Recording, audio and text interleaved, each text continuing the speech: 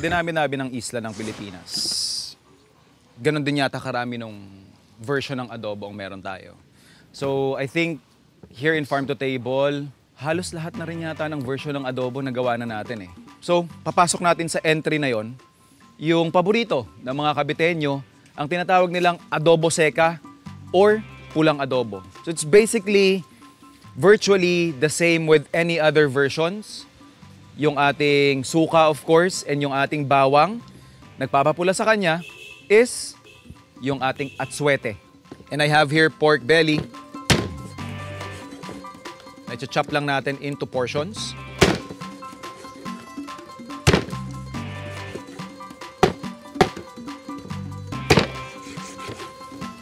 Yan. When you're doing adobo, kahit anong protein mo actually or kahit anong ingredient mo, ang pinaka-importante dyan is it has vinegar and garlic.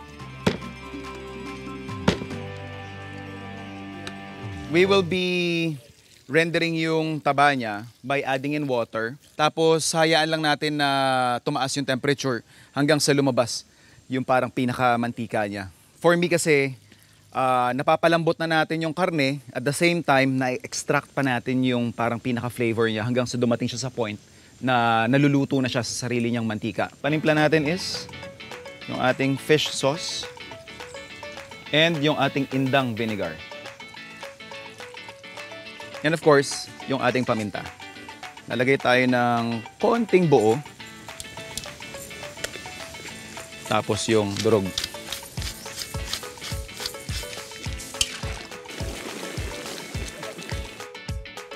So ito, nag-iga na siya, tapos lumabas na yung kaunting mantika niya. Tsaka syempre yung lasa ng ating baboy.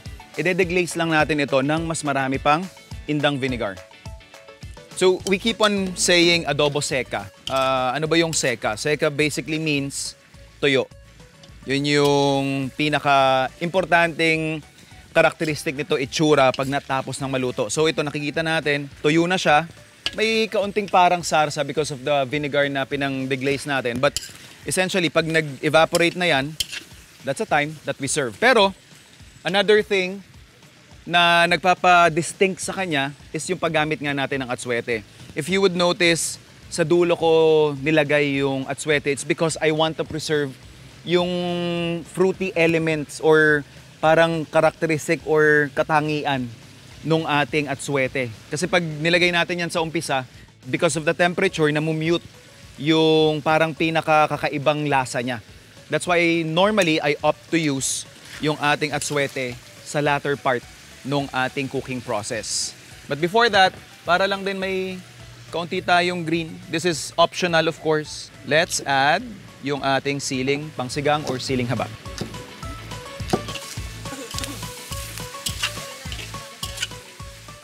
Yung ating atsuete.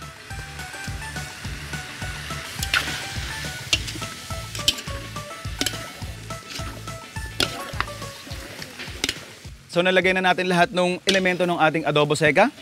Pwede na mag-serve.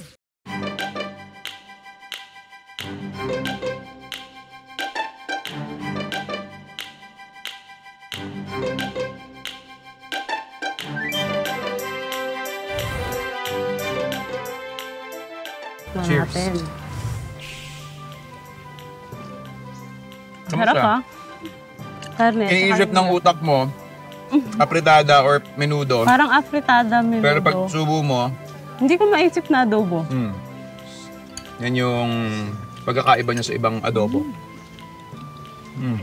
Sarap. Ang galing. Ngayon lang ako nakatikim nito.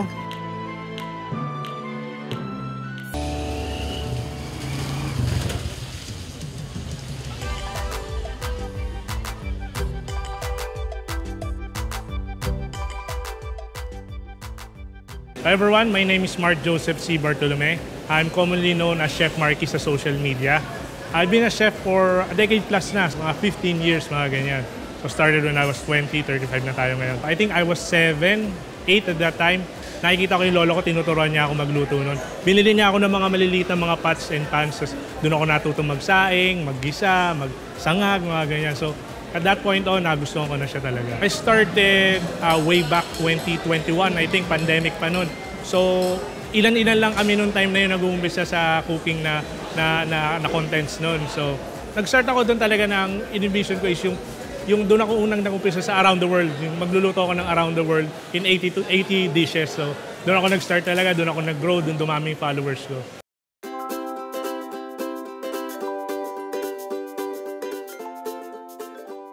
Chef Marky. Hi, Chef JR. Brother, meron tayong tinatawag dito sa Farm to Table na rap sa ruleta. We'll be doing a cooking challenge ka. Okay. Chef Marky, Okay. please paikutin mo na yung ating rap sa ruleta.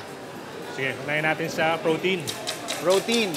O kaya, Chef, anything specific in mind? Oo nga eh. May naisip ka bang preferred mo ngayon? Ayun, chef's choice tayo. Chef's choice. Okay. Okay. So pag chef's choice po yung natapat, basically kami nang bahala ni Chef Marky sa protein at saka dun sa method of cooking na gagamitin namin, no? Let's give our viewers our best palengke dish. Chef, let your palengke be your playground. Okay. Mamaya, papakita natin sa kanila kung ano Sige. yung prepare natin. Sige, Tara, Chef. Tara. Let's go. Chef.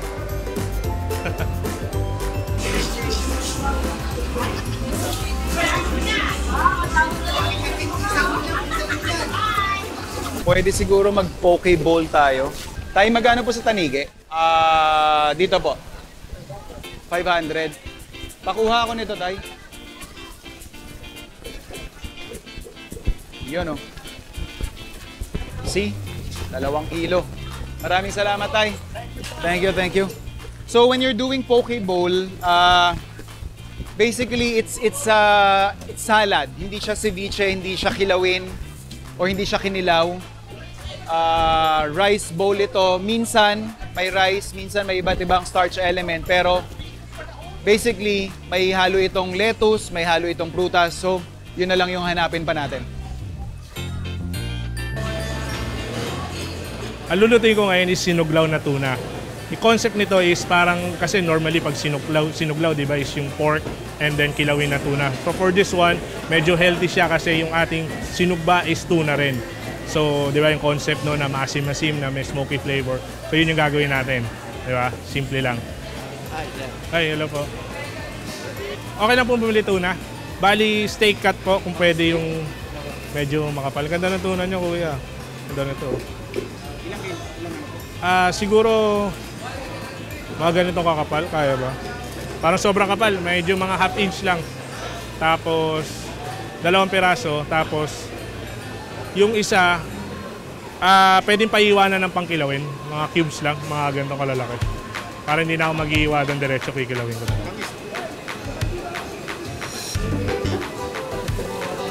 Thank you, kuya. Thank you. Yun. Hi, ma'am. Good morning po. Pabili po ako ng lato. Ayan. Eto po. Tapos, meron po kayo ng onion leeks. So at this point, kumpleto na yung main components ng dish natin. Basta samahan na lang natin ito siguro ng sibuyas, yung mga acid, which is mga staples sa kahit anong kusina naman sa bahay, diba? So, pwede tayo mag-prepare.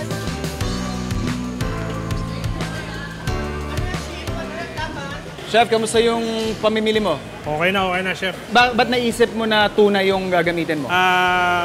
One is talaga, ito yung latest na ginawa kong vlog eh. Oy, So, okay. parang naging concept ko na. Yun agad yun nasa isip ko na ano ko na. Yeah. Sinuglaw na instead na pork belly or inihaw na liempo, is inihaw na tuna and kinilaw din na tuna. Oh, so parang tuna two-way ito. Yes. Alright. Yung sa akin naman, Chef, more on poke bowl naman yung naiisip kong concept. Okay ka na, Chef? Okay na, chef. Alright. Okay. Ready? Ready Chef, na go! Go! Yan. So the first thing I would want to prepare is of course yung ating fish. Since this is going to be a raw component, kailangan ingat tayo sa, syempre yung temperature. Pinaka-importante dyan, dapat hindi yan maiinitan, hindi yan ma-expose sa room temperature ng matagal. Ito yung ating tuna. Tinatanggal kasi itong yung blood vein niya. Pwede naman siyang kainin, kaya lang nakagis na, nakagawian na tinatanggal talaga yun. So inuna natin to kasi we're gonna marinate it para mas pasok yung lasa later on.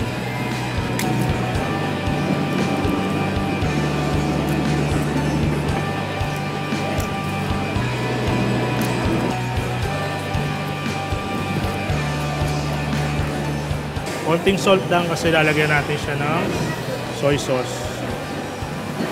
So, haluin lang natin to. Dahan-dahan lang dahil medyo delicate yung meat ng tuna. So, madali siya madudurog. Ngayon gagawin na natin is yung mga vegetables ng ating kilawin. In a way, parang i-infuse natin yung flavors na ng pangmabilisan. So, we will salt our fish heavily. So, we will let this brine for about 10 to 15 minutes. Saka natin to i-rinse ng cold water. Saka natin naman ibababad ng konting acid.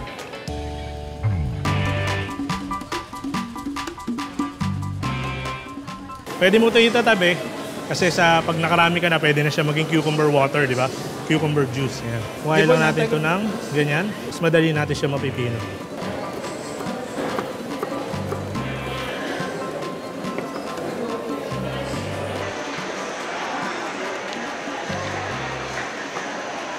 Then, diretso na natin dun sa ating bowl.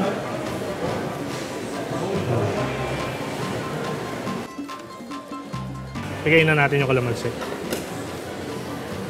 Gawa lang tayo ng parang pinaka base ng ating magpapalasa doon sa ating fish at saka sa iba pa nating components.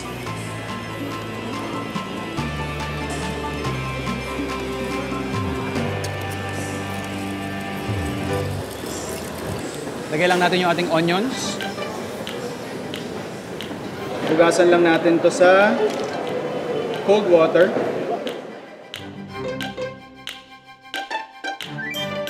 Anything na saucer or plate, lagay lang natin sa ibabaw kasi maganda kasi may weight pag nag-grill tayo. Para ngayon, yung grill marks, diba nape-press siya.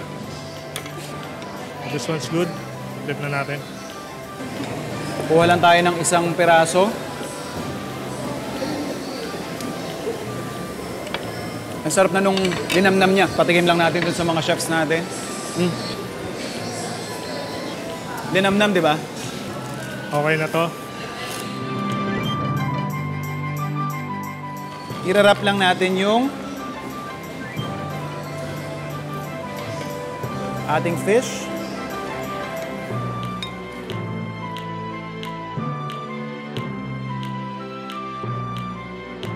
Okay na itong tuna. Once again, set aside. Ngayon, pwede na tayo mag-plate. So as we wait for our fish to come together, prepare lang natin yung garnish na lang to actually.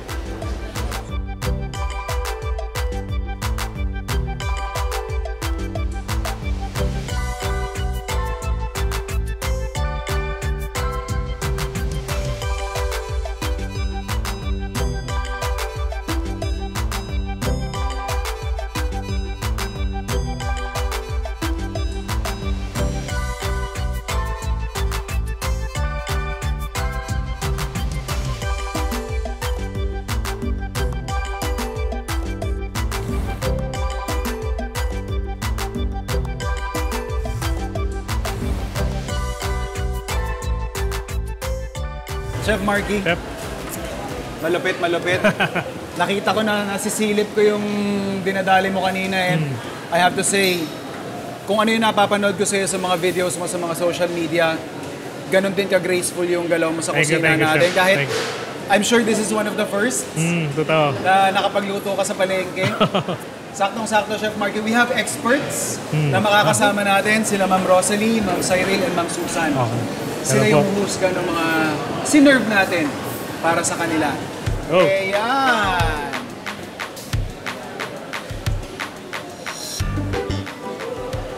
Juicy siya, hindi siya dry yung pagka-grilled. Yun. Wala siyang lansa. Walang lansa. Very nice. Riwa, tama. Tama rin kasi. Ayan. Salada. Japanese-inspired yung dating niya. Okay. Pero hindi siya malansa. Hindi mo mapagkakamalang fish yung nasa loob ng... Ah, talaga? Yes. Ricardo, yan tama-tama talaga. Okay. Lasa. Meron na po ba kayong napagkasundo ang panalo sa challenge na to? Ma'am Susan?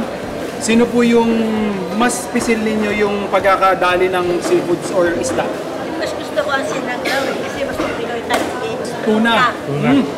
Okay.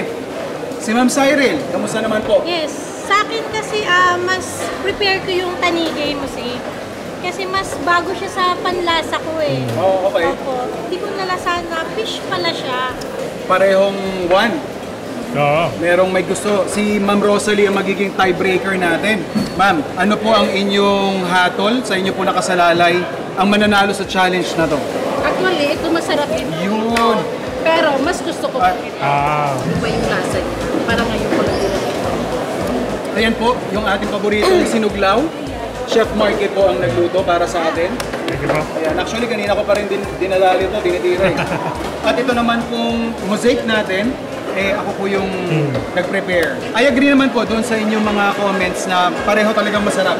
At the end of the day, sana po na-enjoy ninyo pareho. Tapos may nakiliting panlasa na bago sa inyo. From my mom, kasi wala dito yung dad ko nasa abroad. So, para hindi siya mainip, nagtayo siya ng maliit na meriendahan. Habang tumatagal na dumadami yung mga customers, nagre-request na sila ng for lunch, tapos yung magdagdag na ng foods. Actually, hindi naman yun yung pangalan niyan before, Mommy's Canteen before. Kaya lang na nag-register na kami, hindi na siya pwede kasi hindi na siya available. So, yung Chunuks, galing yun sa kuya ko. Tawag niya sa akin Chunuks. Tapos nung nagsimula na itong mga vlogging na to, naging 30 plus na yung dishes namin everyday. Yung specialty, di ko alam kung ano talaga yung specialty namin eh. Kasi pag nilagay na dyan, parang halos lahat ubos eh. Tuturuan ko kayo paano ang pagluto ng tapang kabayo. Unahin natin, lagay ng mantika. Next, lagay tayo ng bawang. Hintayin natin magiging golden brown para lumabas yung kanyang aroma. Ito na, umpisahan na natin.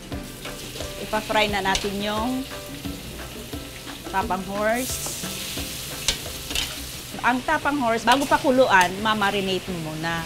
Yung pinagpakuluan niya, huwag mong itapon dahil yung sauce ng pag-marinate, saka mo naman ibuhos pag napritong-prito mo na yung tapang horse.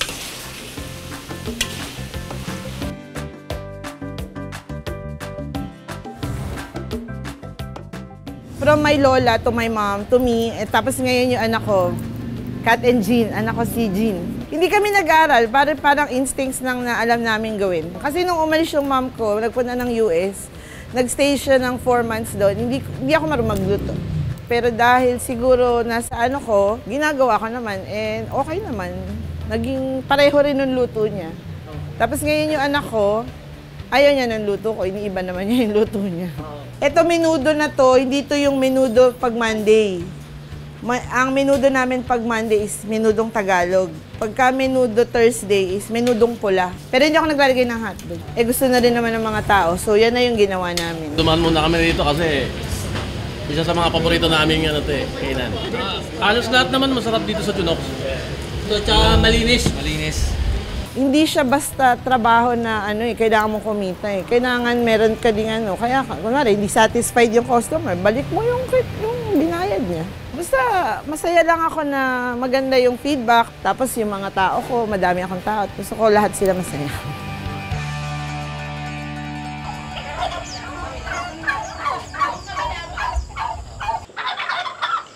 Isa dun sa mga pinagmamalaki ni Sir Danny dito is yung inaalagaan nilang mga livestock. Isa na dyan, yung kanilang turkey or pabo. And eto, isang sikreto na ginagawa namin talaga sa restaurant, tsaka sa industriya na rin, para mas ma-ensure namin na consistent yung lasa ng mga, kunyari, roast chicken namin, roast beef. We do a process we call brining. So may dalawang klase ng brining.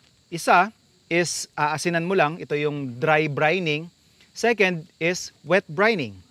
Bakit mo gugustuhin mag-brine? Although medyo extra step ito, hassle ng kaunti. Pero it will ensure na manunuot sa loob yung unang-una timpla. Second is yung moisture doon sa karne. So hindi ito basta-basta magdadry unless of course ma-overcook mo siya. So that's what we are going to do. Mas maganda kung may weighing scale ka, pero pag mga ganito kasi kalaki yung volume na ginagamit natin, ang tinuturo ko sa mga kusinero ko is use their sense of taste. Siyempre, di ba? Titimplahan natin tubig. So, wet brining, dalawang components yan. Of course, yung liquid and yung salt. Yun yung pinaka-basic. What you want to achieve here is yung taste na matabang ng kaunti sa tubig alat. Yun lang yung tatandaan ninyo. Hindi dapat sakto yung timpla, dapat mas maalat ng kaunti. Kung gusto nyo ng may sugar, dapat ang timpla nyo dito mas matamis ng kaunti. Bakit? Kasi pag inabsorb na yan nung ating meat, nung ating protein, doon na siya magpapantay. Make sure lang na wag masyadong alat or matamis. This is also the part you can add in like garlic powder, paprika, peppercorn, coriander seeds. Yan yung mga usual na ina-add namin pag nagbabrine kami. You can apply this technique with any type of protein. Mapa-fish yan, fowls, pork, beef, anything. Pwede. So, i-dissolve nyo lang yung asin sa inyong container. And then, of course, you have to taste. So, at this point, sakto na yung timpla niya.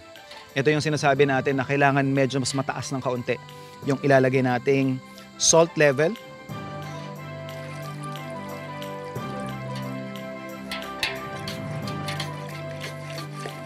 And another rule that we follow is, syempre, habang mas mabigat or mas malaki yung tipak ng karning gagamitin ninyo, mas matagal dapat yung brining process.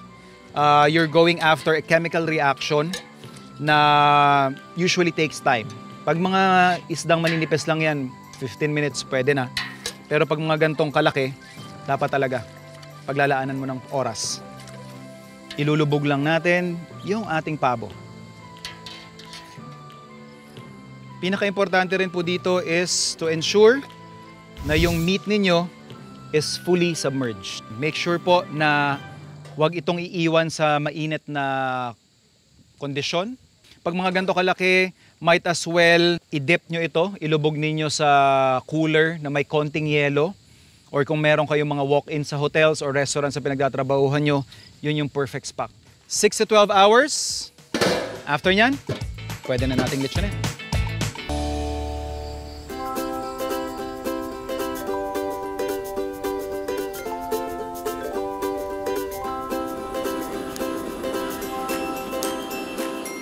So ito, it's been like more than 12 hours na naka-brine yung ating turkey. At ito, nakaset up na rin tayo nung ating pagliletsyonan. So we have here yung usual na ginagawa natin. So pag gagawa kayo ng inyong makeshift lechonan, mas mapapadali kung meron kayong gantong very simple hack. So yan yung pinipin nating lata. Diyan yung ipapatong yung ating kawayan or bakal, depende sa kung anong meron sa inyo. And then, mas madali nyo siyang maipipihit. Yung uling natin, nangangalit na rin. So mamaya, isi-spread na lang natin yan. But first, atin ang ituhog yung ating turkey.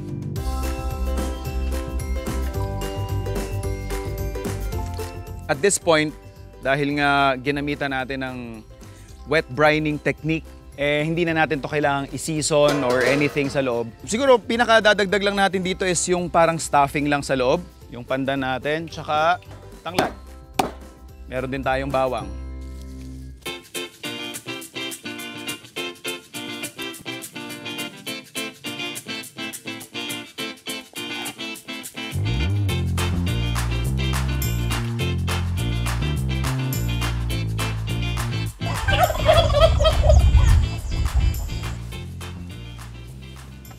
So, based dun sa itsura ng ating turkey and of course yung internal temperature niya, sinasabi nila, luto na siya. Pwede na mag-serve.